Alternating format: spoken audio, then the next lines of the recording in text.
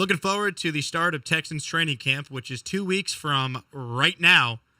What are your two biggest questions? We each got 2 questions in honor of the fact there's 2 weeks until Texans Training Camp gets underway.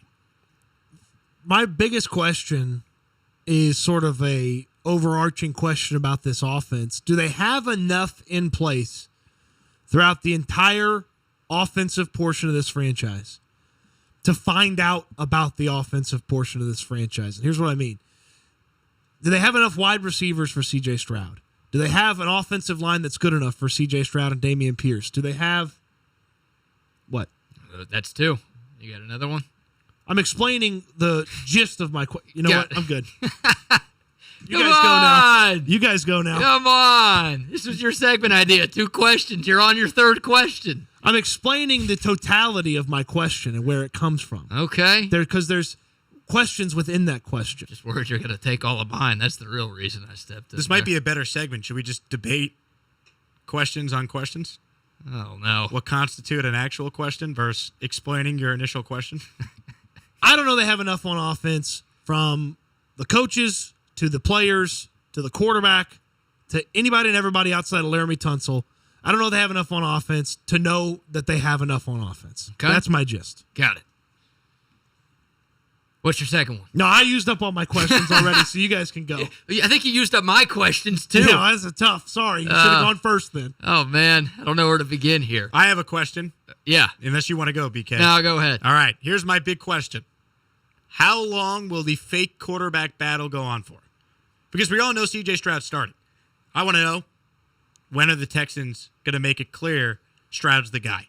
Right? Are we going to really give reps in training camp to Case Keenum and Davis Mills when C.J. Stroud could be getting those reps to help his development? I watched the Carolina Panthers already come out and say, Bryce Young's our guy.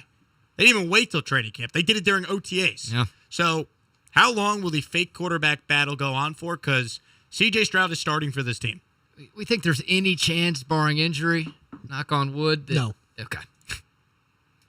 Okay. Is that one of your questions? I hope y'all are right. No, it's not one of my questions, but I hope y'all are right. I don't know. This organization, you never know. The absolute latest, the charade of a quarterback competition should be allowed to go on is August 14th.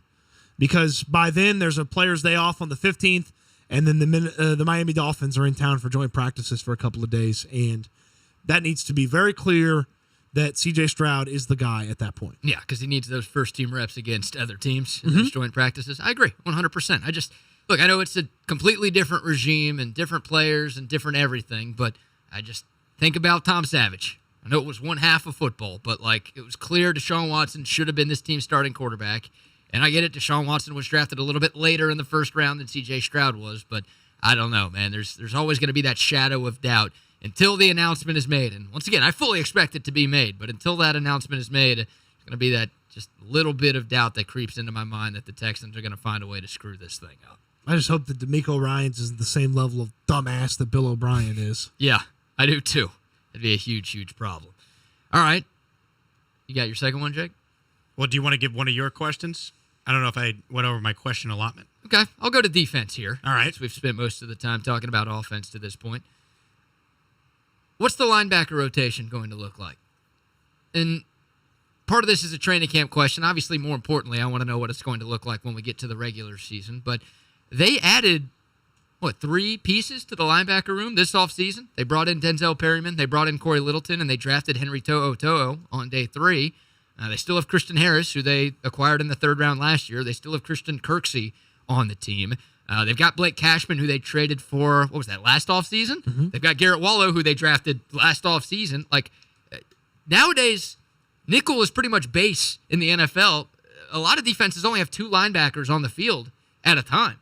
There will be plays, there will be situations where there are 3. I understand that. But you've got, 6 or 7 guys that I just mentioned right there who the Texans have at least, this regime of the Texans have at least invested a little bit into over the last couple of off seasons. I wonder how the split of the playing time works with that crew. Jake Hanson's another name of a guy that's hanging around. Yeah, didn't even mention him. So maybe add him to the mix too. So what's that linebacker room going to look like? I don't think you have any obvious guy. I think Christian Harris is the guy who has the most potential out of that room, and I think DeMeco Ryans and company would love for him to be the best linebacker that they have. So if there's any sort of front runner to be an obvious starter in that position group, I think it's him. But outside of that, I don't know exactly how that thing is going to shake out. I'm fascinated to see what the PT rotation is in training camp, because that should give us a little bit of a tell of what they at least think the regular season is going to look like. You kind of have three different kinds of linebackers in that room. You've got the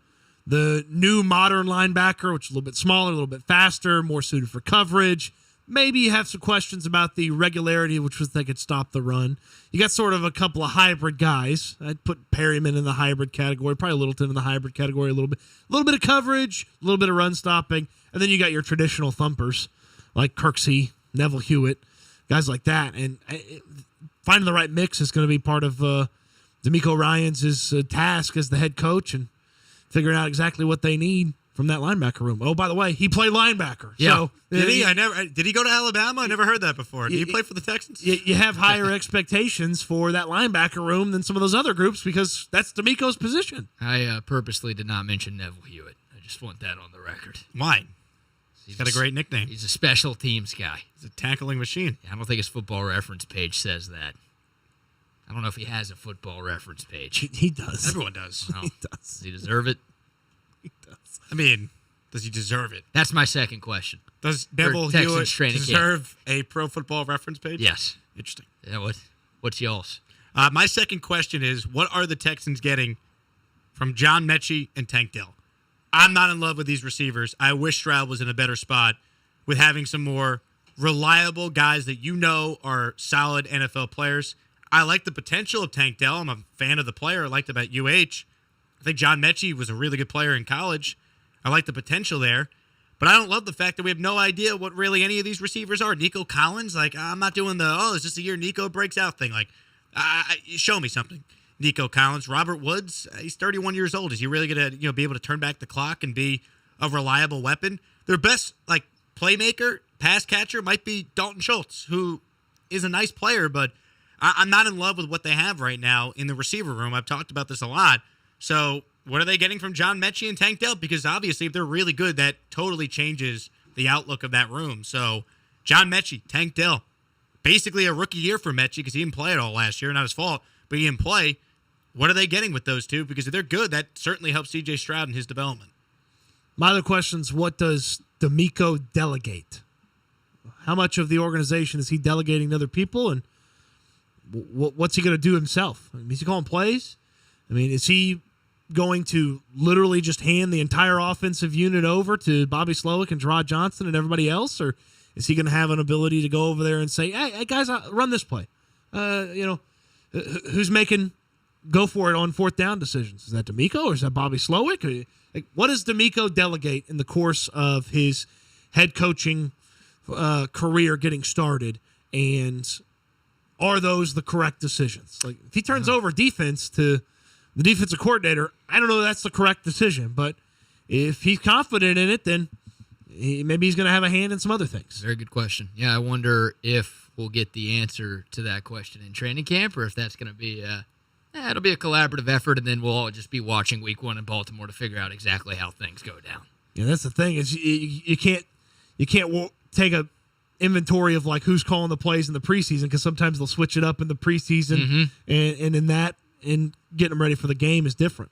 I can't figure it out, but teams and coaches are so hell-bent. It's not every team, it's not every coach, but a lot of them are so hell-bent on not letting the other team know who's calling the plays. I don't know why that's such a big deal to teams. I don't know how much it matters. Everyone knows it's D'Amico's defense. It's not going to be Matt Burke's defense here. I don't know why so many teams and coaches go about this quarterback competition. It's like a competition on who's going to be calling the plays. It's so weird to me, but it's something that's been around football for a long time. One other quick training camp question. Who's the new boombox guy? Because the guy that D'Amico brought with him from San Francisco already got fired for misconduct at the team's golf outing, I heard from someone. He's just playing the wrong songs, man. I should have given up the aux. Yeah. Well, someone's got to play the music now in training camp, and I don't know who's doing it. I would like to throw my name in the hat. Your name has been thrown in the hat. Your name missed the hat. It didn't make it in the hat. Sorry. Was Davis Mills throwing my name? Yeah. Dang it.